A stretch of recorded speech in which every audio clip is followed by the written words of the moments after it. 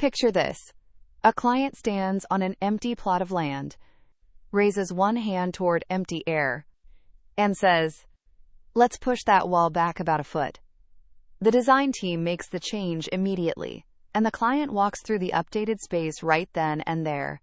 No printed drawings. No monitor. No imagination required.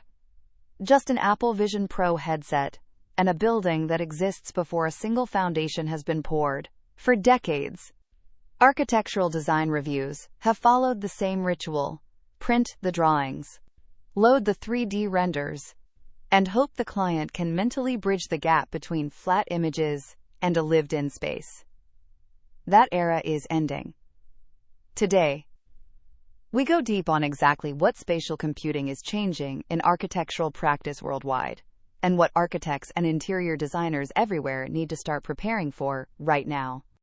Let's face the reality head-on. 3 structural problems have plagued architectural design reviews for generations, and they exist in every market, on every continent. First, clients cannot read space from drawings, no matter how many floor plans, elevations, and photorealistic renders you produce. The most common phrase at project handover is still, "I didn't realize it would feel this way." Spatial intuition simply does not transfer through a 2D screen. Second, the runaway cost of late-stage revisions. Across the global construction industry, design phase modifications account for roughly 10 to 15% of total project budgets on average. Once a project moves into active construction, the same change can cost up to 10 times more. Third, fragmented communication. Architects, structural engineers, interior designers, and clients routinely review different document versions in the same meeting, a dysfunction that wastes time, erodes trust, and multiplies errors. These 3 problems have held the industry back for decades. Spatial computing is now targeting all 3 simultaneously. Apple Vision Pro is not simply another VR headset, and this distinction matters enormously for architecture. Traditional virtual reality completely severs the user from physical reality, pulling them into a fully synthetic world.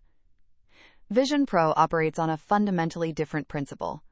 Spatial computing, as Apple defines it, layers a rich digital world directly over physical space, blending the real and the virtual without erasing either. Apply this to a design review and the implications are immediate. A client can stand on an undeveloped site and see a completed building at true 1-to-1 scale, rendered in real daylight conditions, looking exactly as it will appear at completion. An interior designer can walk through a client's existing living room while simultaneously experiencing the proposed renovation, swapping furniture, repainting walls, adjusting light fixtures in real time.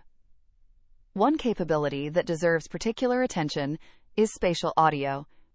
Vision Pro simulates acoustic behavior based on ceiling height and surface material finish, meaning clients are not just seeing the space, they are hearing how it will sound. We have moved from reviewing space to inhabiting it before construction has begun. That shift is not cosmetic, it is foundational. So what should architecture firms and interior design studios actually do right now? Here is a concrete adoption roadmap built for real-world practice anywhere in the world. Step 1. Audit your BIM data pipeline.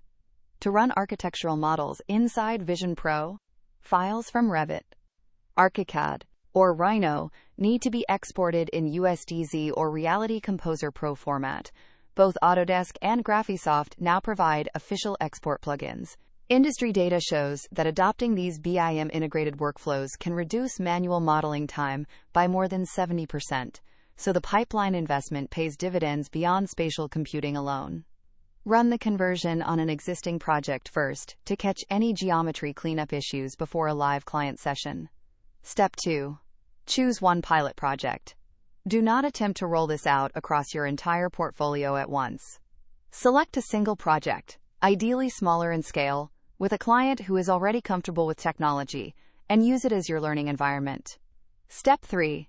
Redesign your review flow. The traditional slide deck walkthrough transforms into a spatial journey. Enter the space, move through zones, make real-time edits, confirm with a digital sign-off. Map this new workflow explicitly before your first session. Step 4. Prepare your client. A 2-minute orientation video showing clients how to put on the headset, navigate the space, and request changes can determine whether the session builds confidence or creates friction. The technology is only as powerful as the experience you design around it. Let's look honestly at where the industry stands. Among the world's largest architecture and design firms, practices like HOK, Gensler, and their global peers, spatial computing tools have already entered standard client presentation workflows. Early adoption is concentrated at the very top of the market. But across the broader global landscape, the picture is dramatically different. Industry estimates suggest that only around 15 to 20% of large international firms have integrated spatial computing into active projects, while adoption among mid-size and smaller regional practices sits in the low single digits. This is not a surprise. According to McKinsey Global Institute, construction is the second slowest industry in the world to digitally transform, ahead of only agriculture. That systemic inertia is precisely what makes early movers so valuable. Firms that adopt spatial computing today, before it becomes standard practice, gain a differentiation advantage that is genuinely difficult for competitors to replicate quickly. For high-end residential, large-scale commercial, and cultural projects in particular, the phrase, "We conduct our design reviews in Vision Pro," becomes a compelling statement in any competitive pitch.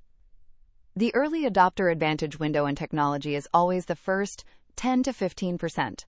That window is open right now. Beyond 2025, spatial computing will not simply change how design reviews are presented.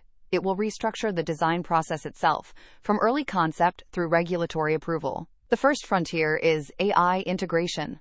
Systems currently in development embed real-time AI design assistants directly inside the spatial computing environment, delivering instant feedback on structural integrity, solar access analysis, and energy performance as a designer walks through the model. Pilot programs are already underway at leading research institutions and technology companies worldwide. The second frontier is remote collaboration. Architects and clients on opposite sides of the globe can already inhabit the same virtual building simultaneously as spatial avatars, reviewing and annotating shared space in real time.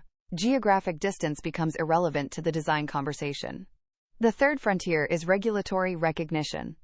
Multiple jurisdictions internationally have begun accepting spatial computing digital twins as valid documentation for building permit submissions.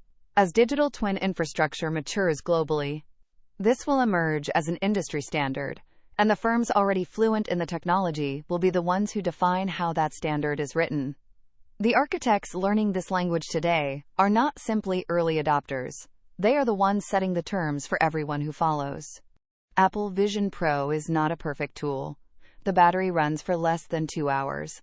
The headset is heavy enough to cause discomfort in extended sessions, and the price point remains a barrier to mass adoption. But waiting for a perfect tool means watching competitors win clients with an imperfect one while you observe from the sidelines. Think back to when smartphones first arrived. Every objection was legitimate. The screens were too small. The battery was too short. The use cases were uncertain. And yet the firms and professionals who mastered that platform in its earliest years dominated the decade that followed. Spatial computing is changing the fundamental language of architectural design, from the language of drawings to the language of direct experience. Clients who step inside their future building before a single wall has been built will not want to go back to reviewing flat images. The question is not whether this shift is coming. The question is whether your practice will be fluent when it does. Tell us in the comments where your firm stands right now, and in our next video, we will go hands-on with a direct comparison of the leading BIM platform